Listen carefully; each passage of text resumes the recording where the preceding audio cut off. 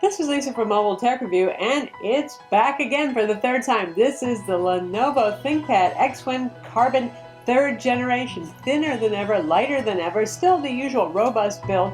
I mean, this thing is so light at this point, it's just crazy. 14-inch display, 2 display resolutions are available. We're going to look at the higher end WQHD model. So look at it now. So here it is, the 3rd generation Lenovo Thinkpad X1 Carbon. A lot of words there. Looks a lot like the 2nd generation. Not surprising there.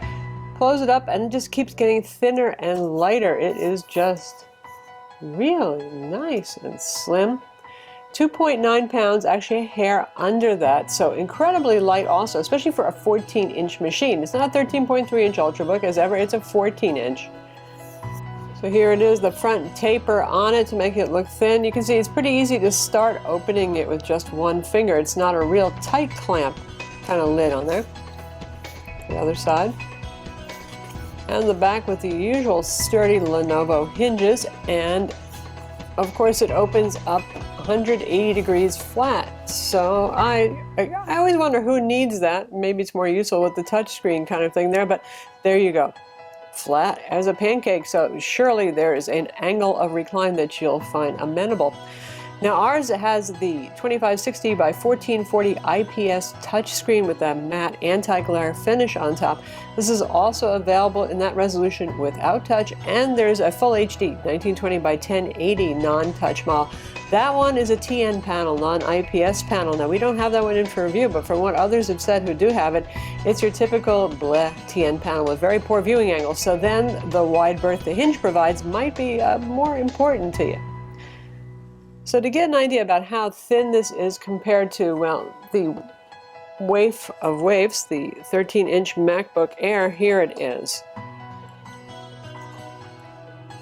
Now the Mac hides its maximum thickness pretty well because the taper on it is so strong that it gets a lot thicker here, and they cut that taper in for us so you don't see it, but you get an idea. For a ThinkPad, miraculously thin. Very nice. And now we have the Dell XPS 13, the 2015 model, the latest edition. That's the one that has the footprint of an 11.6-inch machine. So you can see the difference in the size there is very noticeable. So that's one of the things to keep in mind when you're trying to decide between these two.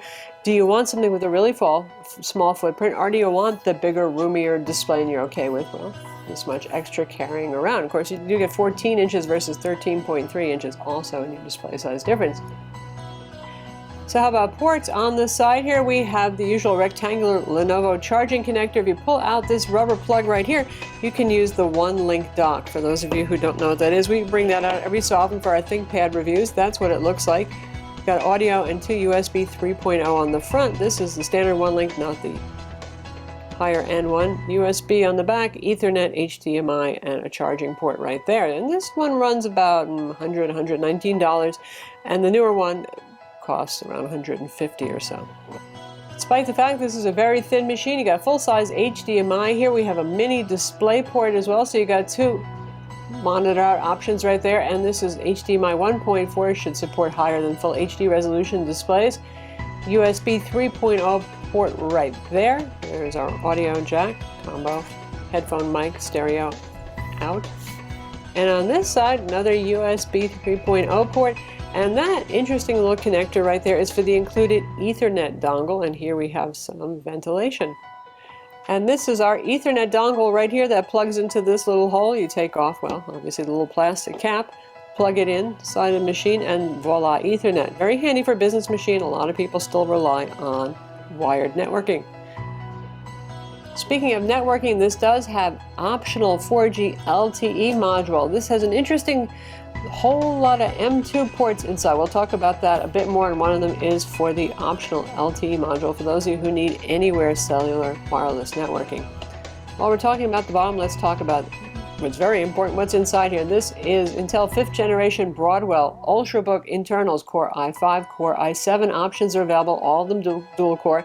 The U-series CPUs are always dual core. If you go up to the i7, you're gaining a couple of hundred megahertz there, but it's not the raucous, incredible jump you'll see when you go to like a quad core CPU on a desktop or a gaming laptop. So For most people, I think the Core i5 is going to have plenty of punch. Obviously, more ventilation here.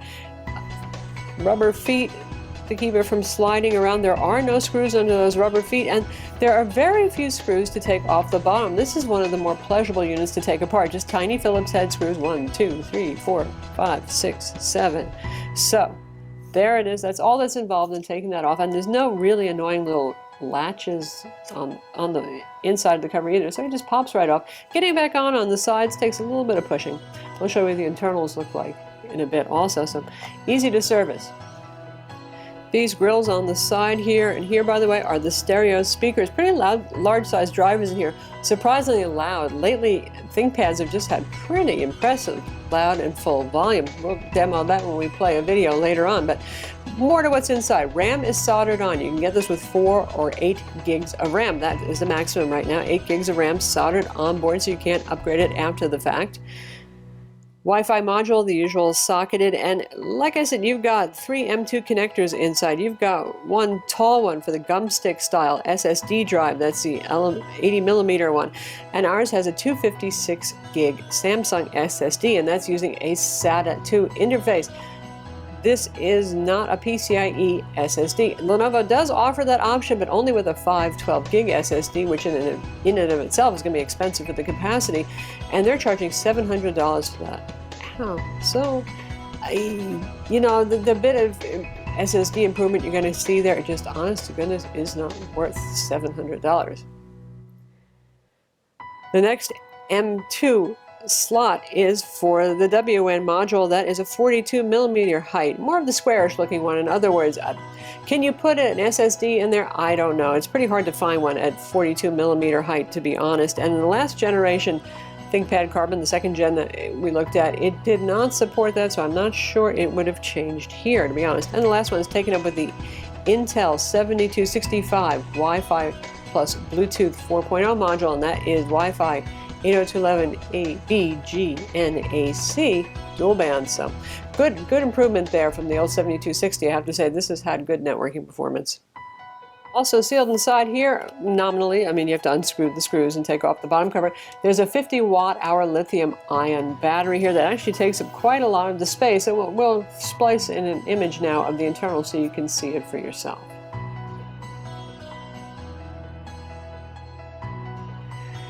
Now it's called the Carbon because it has a carbon fiber casing and inside magnesium alloy roll cage, the usual sturdy ThinkPad. I'm not worried about this. There is no flex on this guy.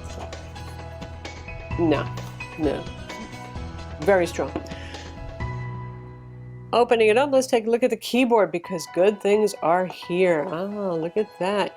Notice the freaky FN row that we had for the last generation, the second generation X1 Carbon is gone. We're back to normal keys again. Nobody really liked that adaptive row up there that was kind of like an e-paper display. A little unpredictable as to what it displayed. You know, Lenovo's not afraid of taking chances. That one just didn't work. So beyond that, look what we got here, the lovely eraser stick that ThinkPad aficionados love. And we're back to mechanical clicky buttons for that one. We've got our middle key, we've got our home key. So nice.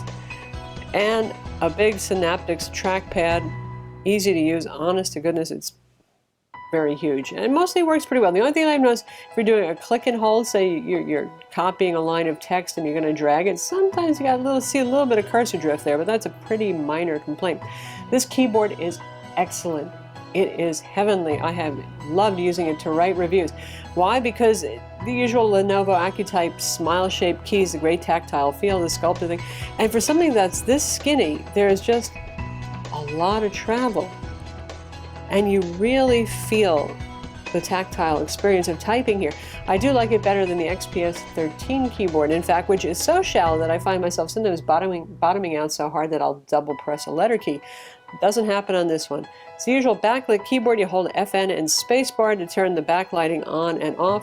You can see it coming up in the between here. We're a pretty well lit room, so it's not really going to show a whole lot more than that. So you've got that taken care of as well. All in all, just a pleasure. If you do a lot of writing, a lot of text input, you're just going to love this thing. We have the fingerprint scanner over here and the power button lit up top. Of course, the little eye on the ThinkPad logo pulses red on the outside when the unit is sleeping, to give you a hint about that too. And opening it up, we have, again, the 2560 by 1440 resolution display. It has a matte anti-glare coating on it. It's pretty effective. I mean, doing this, you'll see a little bit of reflection, but honestly, that's a lot less than your average glossy IPS display. And again, this is an IPS display, so viewing angles on it are fairly good as well. One thing I've noticed right around the edges over here, this is almost like a rubbery bit of surround on this. It loves to catch a lint right in the little corners there around the display. One thing that neat freaks like me just might be bothered by a little bit. Usual webcam up top right here, pretty good quality. And if we switch to the desktop view, it's a pretty picture. It looks nice. It looks sharp. One thing about this display, now Lenovo does their best to hide who manufactures the display. It shows up as a Lenovo display, and you actually have to go a little bit deeper in to find out that this is an LG display. This one has a kind of unusual color calibration. And I'll show you, we've used our Sun Spider colorimeter to calibrate it. Calibration is on now. We're going to turn it off. Look how warm it just got. It's usually laptop displays are calibrated from the factory to be too cool, to the point where people actually like cool displays now because they're just used to it. And even smartphone displays are that way. I haven't seen one this warm in quite some time. In fact, even white backgrounds will look a little bit yellow until you calibrate it. It's just kind of, it's different. I mean, some people might like a warm display. You can always calibrate. You can either use the Intel control panel to fiddle with it to make it visually look a little better. If you're more serious about color, well, then you can go ahead and use a colorimeter like we did.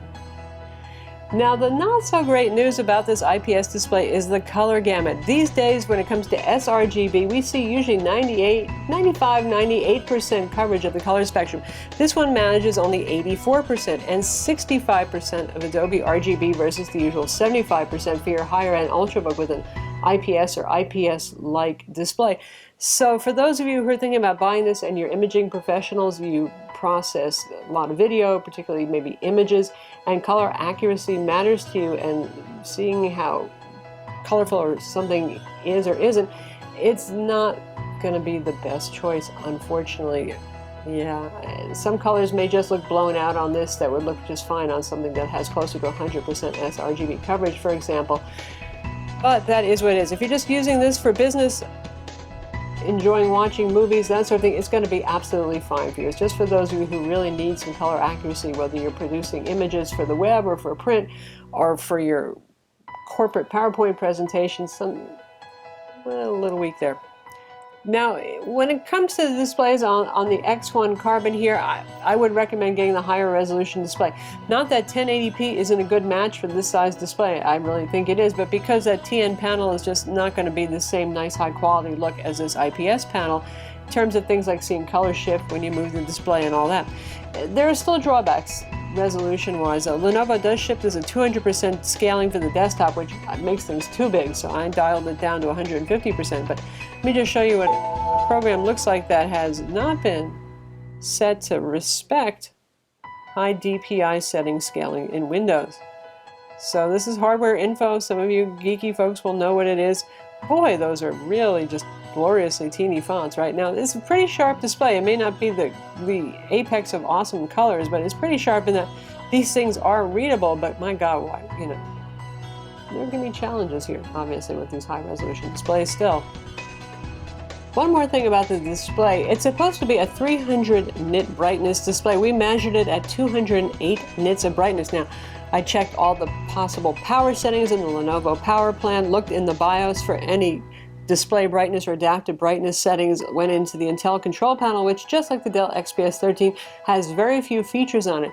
Didn't find anything else controlling adaptive brightness on this. That was just as bright as it would go. I'm kind of wondering if the same thing isn't going on here as was going on with the Dell XPS 13, where somewhere in firmware there's an adaptive brightness function that's actually always on. Drove some XPS 13 buyers a little bit crazy too, and some folks are commenting on how this third generation model looks a little dimmer than the second generation model, even though they have not only the same LG display panel inside. So it's bright enough for indoor work. It does seem to get brighter in a brighter location, but it's not retina burning bright for those of you who are hoping for that sort of thing. In fact, it doesn't look as bright as the last gen to me either. In terms of software, Lenovo doesn't bloat it up too much. They do put Norton on there as a trial, Lenovo's own companion, and settings applications. Those are perfectly fine. Evernote's on board as well. Mac's on cloud browser. And I know some of you are worried about Superfish. Lenovo only put that on the consumer, non-Thinkpad brand laptops for several months in 2014, so you won't find it here. No worries about that. No adware on board. It's quick, it's zippy, the touchscreen works just fine as you can see here. And let's just take a look at the control panel for the trackpad so you can see all the options that are available there. So here you can control your scrolling direction, what tapping does, clicking.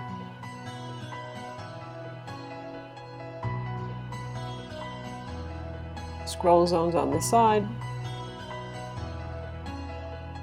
Quite a lot to work with there. I know we expect ThinkPad trackpads to be pretty full-featured, and you've got plenty of control here. You've got your gesture control, edge tap filtering. Of course, it does have accidental touch rejection when you're typing, though.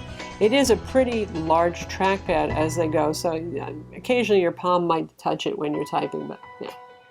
Let's hear the speakers and see how the display looks for video playback. We have our Canon PowerShot GX7 review here, and we'll play that video.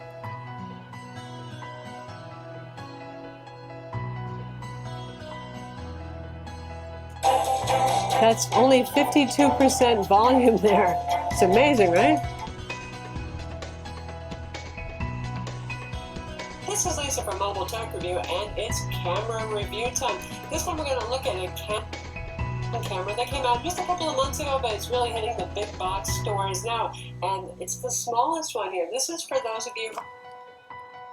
Looks fine. Sounds good. So you got to say there's some pretty amazing audio on this. So how about pricing? It's not going to be cheap. ThinkPads usually aren't. This starts at $1079 US currently on Lenovo's website. You'll find it at some retailers eventually as well. You'll get a Core i5 5200U there and the 1080p TN panel non-touch for that, and 4 gigs of RAM and a 128 gig SSD. Our model is $1,709 as reviewed. We have 8 gigs of RAM, the Core i5-5300U, which is a 2.3 gigahertz Core i5. You're required to move up from the 5200 to the 5300 if you want the 8 gigs of RAM by Lenovo, and we have a 256 gig SSD inside, and of course the high resolution touch screen. If you just want to move up from the base configuration to get that touch screen, it's $350. If you just want to move up to the higher resolution display and you don't care about touch, that is $200 on top of the base price. Now for benchmark numbers, there's our Crystal Disk Mark benchmark results for the SSD, and again, that's the SATA SSD, not the PCIe, and those are perfectly respectable numbers right there. For PC Mark 7, it scored 5167. For PC Mark 8 Home Accelerated, 2728. For W Prime, it computed Pi in 18.1 seconds. Geekbench 3, 3077, and multi-core was 6117. Those numbers are pretty similar to, not surprisingly, the Dell XPS 13, also running on Broadwell Ultrabook U series CPUs, but the Geekbench number is actually noticeably higher there, so interesting.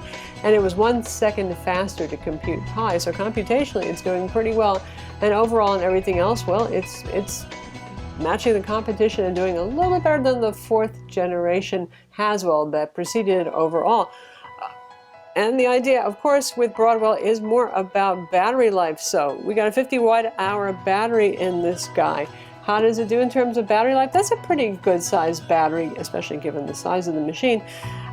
We average 6.5 to 7 hours on a charge. That's doing mixed productivity. It's doing email, writing, a couple of reviews on this, streaming a 45-minute or 50-minute episode on Netflix. Yay, go House of Cards.